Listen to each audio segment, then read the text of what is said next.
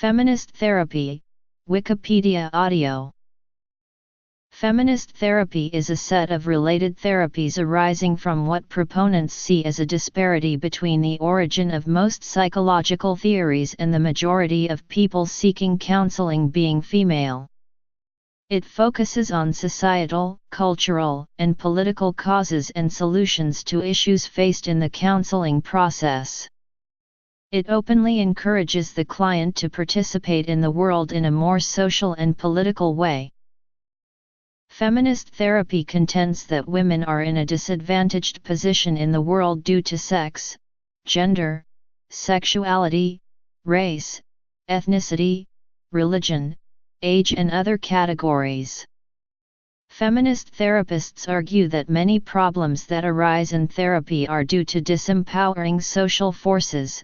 Thus the goal of therapy is to recognize these forces and empower the client. In a feminist therapy setting, the therapist and client work as equals.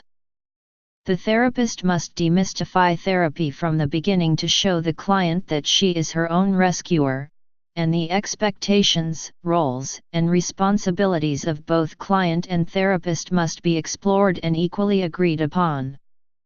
The therapist recognizes that with every symptom a client has, there is a strength. Feminist therapy grew out of concerns that established therapies were not helping women. Specific concerns of feminist therapists included gender bias and stereotyping in therapy, blaming victims of physical abuse and sexual abuse, and the assumption of a traditional nuclear family. Principles. In 1977, scholar Susan Thomas argued that feminist therapy was more part of a social movement than type of psychotherapy, and was so intimately tied to broader social and political feminism that its legitimacy as a therapeutic school was questionable. Psychiatrist Sally Sadel of Yale University has been critical of feminist therapy since the late 1990s, characterizing it as promoting a paranoid conspiracy. Sadel argued in her 2000 book P.C.